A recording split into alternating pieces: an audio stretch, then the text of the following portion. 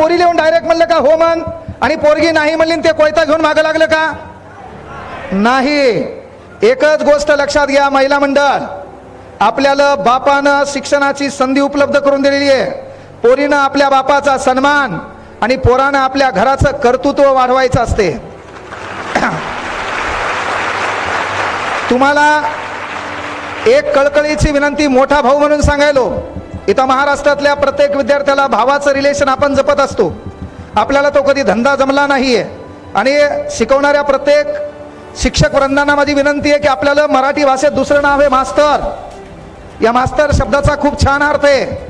आईच्या स्तरावर जाऊन विद्यार्थ्याची गरज लक्षात घेऊन माझ्या स्वतःच्या लेकराला भविष्यात काय बनवायचं हे वर्गात जाऊन शिकवण्याचा प्रयत्न करतो, तो खरा मास्तर.